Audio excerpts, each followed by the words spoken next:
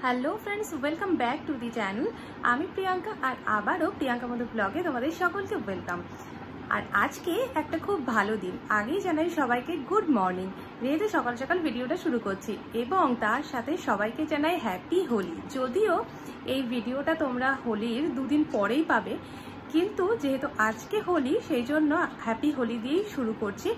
আর সবাই খুব সাবধানে রং খেলো, যদিও রং খেলা ততদিনে হয়ে যাবে যবে পাবলিশ হবে।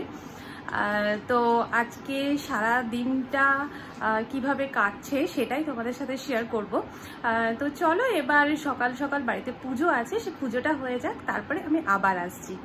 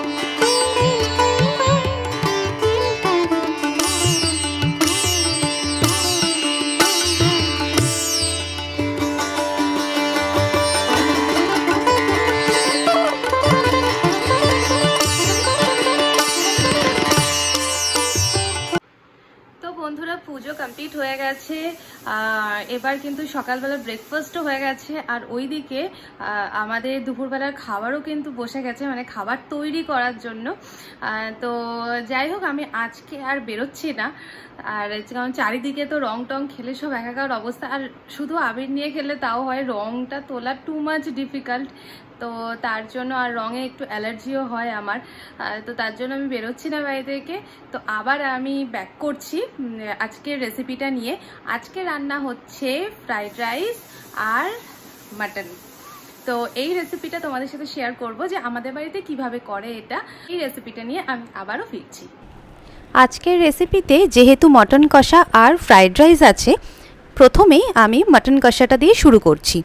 প্রথমেই দেখো মটনগুলোকে কিন্তু আমরা ভালো করে ধুয়ে নিয়েছি।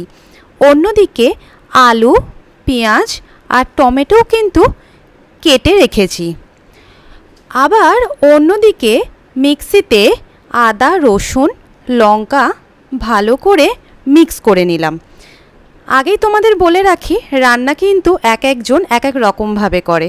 আমরা রান্নাটা খুব ঘরোয়াভাবে করেছি, তাই ভাবলাম তোমাদের সাথে একবার শেয়ার করে নিই। দেখো মিক্সিতে কিন্তু আমাদের মশলাটা করা হয়ে গিয়েছে। এবার যে পাত্রের মধ্যে আমরা মাটনগুলো নিয়ে নিয়েছিলাম, সেই মাটনের মধ্যে আমরা কিন্তু এই মশলাটা যেটা মিক্সিতে করলাম সেটা কিন্তু দিয়ে নিলাম। এবার ওই মাটনের মধ্যেই আমরা দিয়ে নিচ্ছি পরিমাণ মতো হলুদ, গোলমরিচ গুঁড়ো, আর তাছাড়াও দিয়ে নিলাম একটু সাদা তেল। আগেই বলে রাখি, তোমরা কিন্তু পুরো রান্নাটা সাদা তেল বা মাস্টার্ড অয়েল যে কোনো কিছুতেই করতে পারো, সেটা সম্পূর্ণ নিজের চয়েস, কিন্তু আমরা এখানে পুরো রান্নাটাই সাদা তেলে করব। এইভাবে দেখো ভালো করে কিন্তু মাটনগুলো মাখিয়ে নিলাম।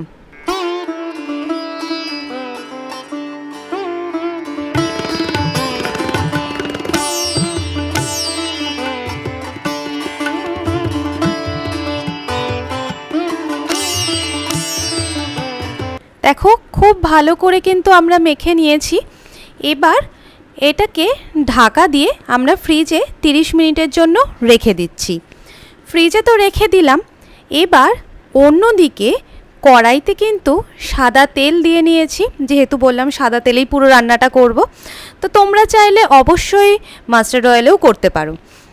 তো তেলটা দিয়ে নিয়ে তার মধ্যে মানে তেলটা গরম হলে তেজপাতা, দারচিনি, লবঙ্গ, এলাচ দিয়ে আগে থেকে কেটে রাখা পেঁয়াজ দিয়ে নিয়েছি। তার মধ্যে কিন্তু পরিমাণ মতো একটু লবণও দিয়ে নিয়েছি। এবার এটা ভালো করে নাড়াচাড়া করে নিলাম। নাড়াচাড়া করে যখন পেঁয়াজগুলো একটু লাল হয়েছে, তার মধ্যে কিন্তু আগে মিক্সিতে যে মশলাটা করে নিয়েছিলাম, যে মশলাটার হাফ দিয়ে আমি মাটন মাখিয়েছিলাম আর বাকি মশলাটা কিন্তু ছিল, সেই মশলাটাও দিয়ে নিলাম। তার মধ্যে কিন্তু দিয়ে নিয়েছি টমেটো কুচি। টমেটো কুচিগুলো দিয়ে ভালো করে কিন্তু নাড়াচাড়া করে নিচ্ছি।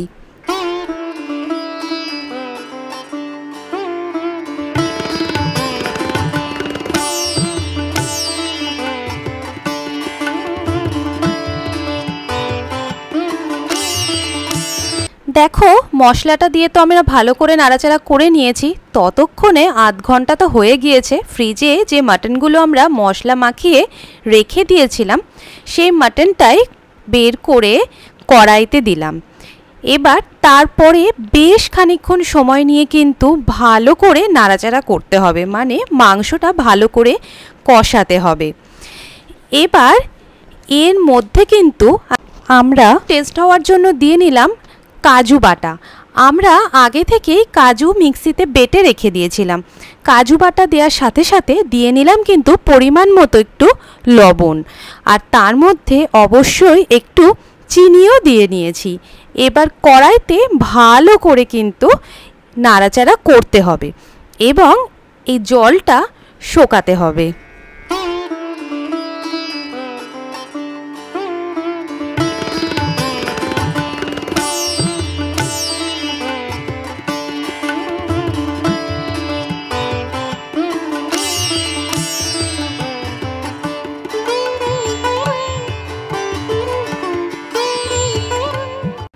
দেখো আমরা কিন্তু ভালো করে নাড়াচাড়া করে জলটা অনেকটা শুকিয়ে নিয়েছি, কিন্তু তোমরা কেউ চাইলে কড়াইতেই পুরো রান্নাটা করতে পারো। তবে আমরা এখানে কিন্তু প্রেসার কুকারের মধ্যে দেব।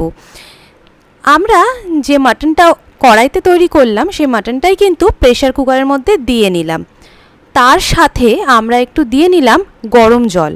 পাশেই আমরা একটা হাঁড়িতে গরম জল বসিয়েই রেখেছিলাম ফ্রাইড রাইসের জন্য, সেখান থেকেই কিন্তু আমরা একটু জল তুলে দিয়ে নিলাম প্রেসার কুকারের মধ্যে।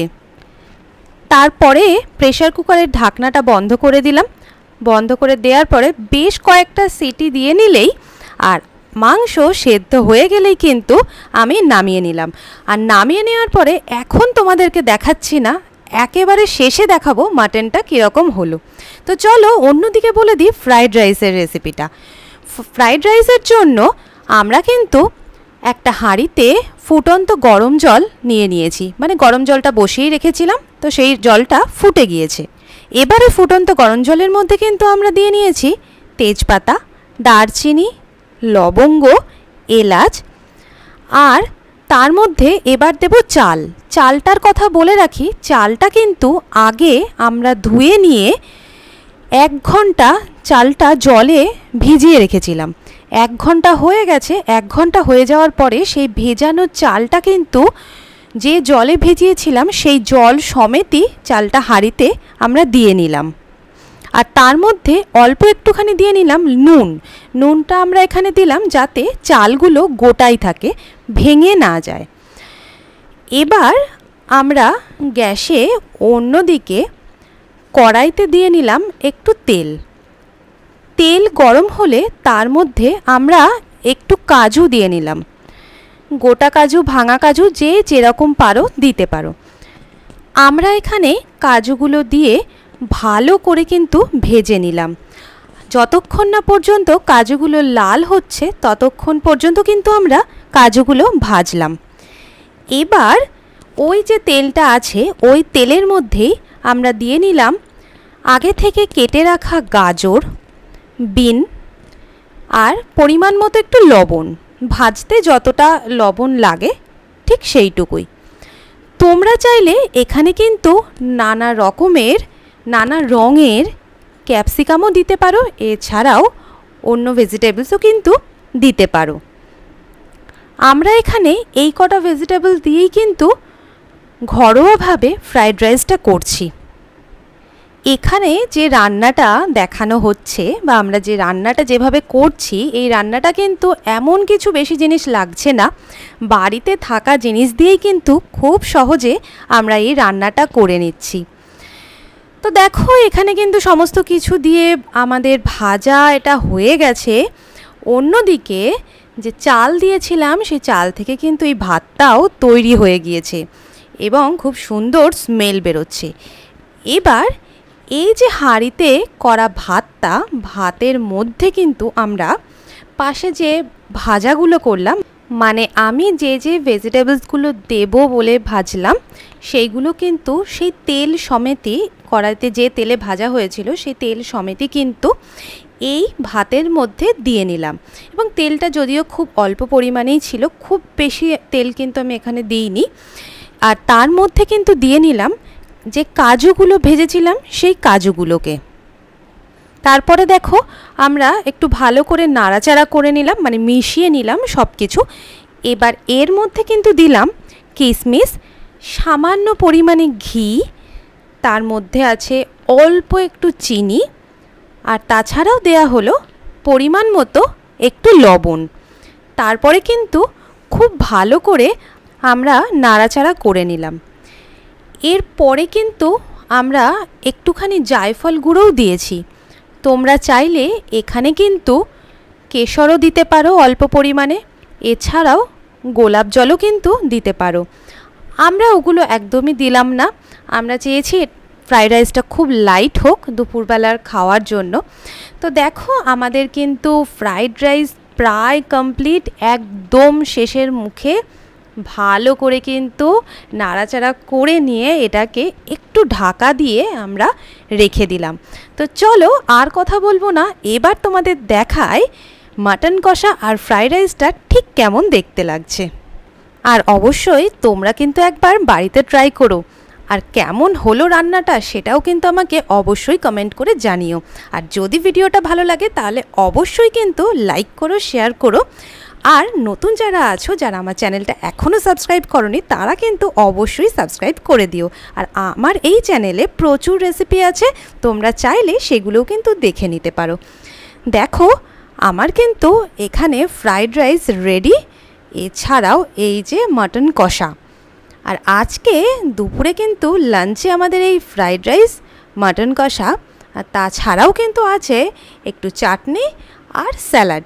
এই দিয়েই কিন্তু দুপুরের খাওয়াটা আমাদের জমে যাবে। তো চলো বন্ধুরা, আজকের ভিডিওটা এই অবধি, দেখা হবে অন্য কোনো দিন অন্য কোনো একটা ভিডিও নিয়ে। আর ততদিনের জন্য সবাইকে টাটা।